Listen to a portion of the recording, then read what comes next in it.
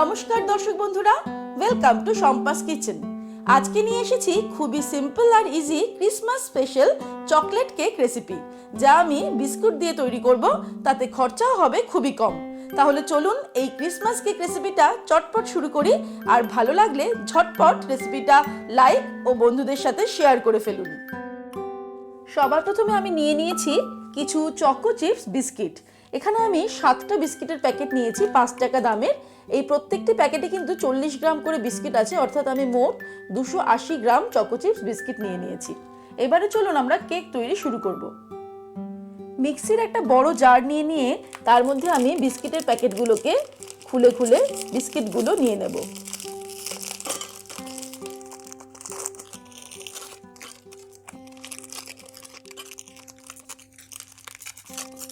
সবকটা বিস্কিট আমি এই মিক্সির জারে নিয়ে নিয়েছি।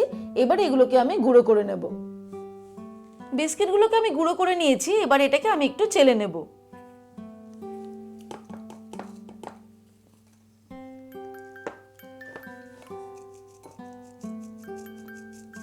বিস্কিটের গুঁড়োটা চেলে নেওয়ার পর আমি এর মধ্যে দিয়ে দিচ্ছি 1 টেবিল স্পুন পরিমাণ গুঁড়ো করা চিনি। চিনিটাকে আমি ভালো করে এর সঙ্গে মিশিয়ে নিচ্ছি, তবে আপনারা চাইলে কিন্তু মিষ্টিটা টেস্ট করে নিয়ে তারপর চিনিটার পরিমাণ বাড়াতে অথবা কমাতে পারেন। আবার বেশি মিষ্টি পছন্দ না হলে চিনির গুঁড়োটাকে অ্যাভয়েড করতে পারেন, কারণ বিস্কুটটা অলরেডি কিন্তু মিষ্টি। এবারে আমি এর মধ্যে দুধ দিয়ে এটাকে একটা পেস্ট বানিয়ে নেব।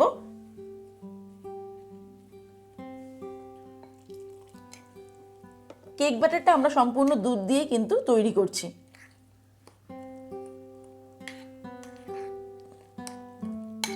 দুধটাকে অল্প অল্প করে আমি অ্যাড করব, যাতে কেক ব্যাটারটা আমাদের খুব বেশি পাতলা না হয়ে যায়।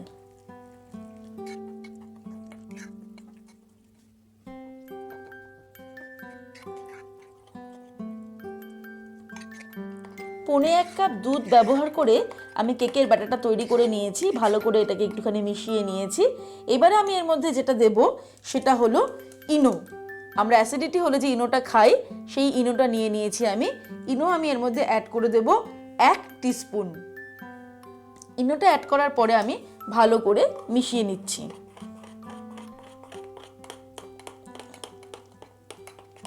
ইনোটাকে ভালো করে মিশিয়ে নেওয়ার পর আমরা চলে যাব এর পরের স্টেপে। এবারে আমি একটা কেক টিন নিয়ে নিয়েছি ছোট মাপের। এর উপর দিয়ে নিয়ে নিয়েছি 1 টুকরো বাটার পেপার। তার মধ্যে দিয়ে আমি দিয়ে দিলাম সামান্য সাদা তেল। তেলটাকে আমি খুব ভালো করে ব্রাশ করে নেব। এমনই দারুণ দারুণ ইজি আর সিম্পল ক্রিসমাস কেক রেসিপি দেখার জন্য ইউটিউবে গিয়ে সার্চ করুন কেক রেসিপিস বাই সম্পাস কিচেন। তাহলে আমার শেয়ার করা সমস্ত কেক রেসিপিগুলো কিন্তু আপনি এক জায়গাতেই পেয়ে যাবেন। চারিদিকটা খুব ভালো করে কিন্তু অয়েলটা ব্রাশ করে নিতে হবে। কেক টিনের গায়ে খুব ভালো করে আমি অয়েল ব্রাশ করে নিলাম। তবে কেক টিন না থাকলে কিন্তু কোনো চিন্তা নেই, সেক্ষেত্রে আমরা অ্যালুমিনিয়াম ফয়েল ব্যবহার করতে পারি। আর যদি বাটার পেপার না থাকে তার জন্য কোনো চিন্তা নেই, সেক্ষেত্রে আমরা অয়েল ব্রাশ করে তার উপরে একটু ময়দা ডাস্ট করে নিলেই হয়ে যাবে। এবারে আমি এই কেক টিনের মধ্যে আমাদের কেক ব্যাটারটাকে ঢেলে দেব। কেক টিনে কেক ব্যাটার ঢালার সময় খেয়াল রাখতে হবে যাতে কেক ব্যাটারটা কেক টিনের অর্ধেকের বেশি না হয়ে যায়, কারণ বেক হওয়ার পর যেহেতু কেকটা ফুলে উঠবে তাহলে কিন্তু অসুবিধা হবে। এবারে কেক টিনটাকে আমি এইভাবে একটু ঝাঁকিয়ে নেব, যাতে ভেতরে কোনো এয়ার বাবলস না থেকে যায়। এর উপর দিয়ে ছড়িয়ে দেব একটু কাজু কিশমিশ। তবে এটা সম্পূর্ণ নিজের ইচ্ছা অনুযায়ী, আমরা টুটি ফুটি ব্যবহার করতে পারি, আরও অন্যান্য নিজেদের পছন্দ মতো জিনিসও কিন্তু ব্যবহার করতে পারি।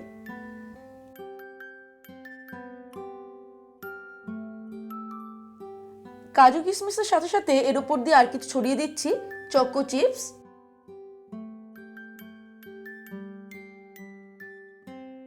তারপরে আমরা চলে যাব একদম ফাইনাল স্টেপে।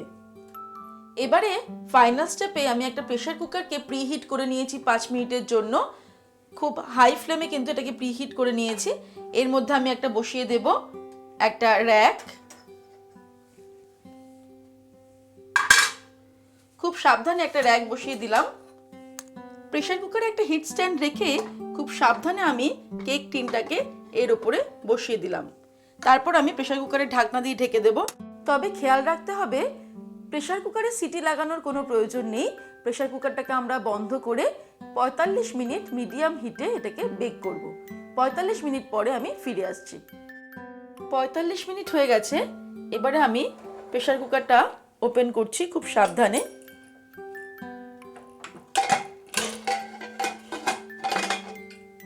কেকটা সম্পূর্ণ বেক হয়েছে কি না সেটা আমরা টেস্ট করে দেখে নেব।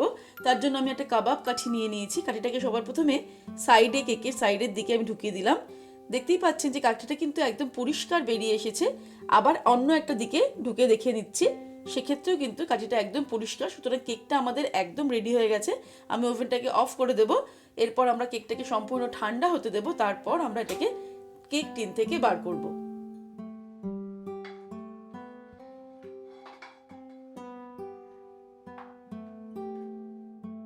কেক টিনটা সম্পূর্ণ ঠান্ডা হলে একটা ছুরির পেছন দিয়ে আমি প্রথমে কেকটাকে ছাড়িয়ে নেব কেক টিনের গা থেকে।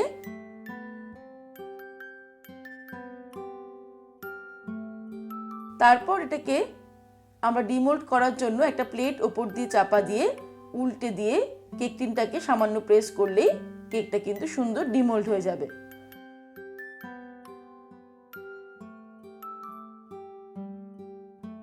চলুন দেখে নেওয়া যাক কেকটা কতটা স্পঞ্জি হয়েছে। এরকম প্রেস করলেই আপনারা বুঝতে পাচ্ছেন যে কেকটা কিন্তু দারুণ স্পঞ্জি হয়েছে।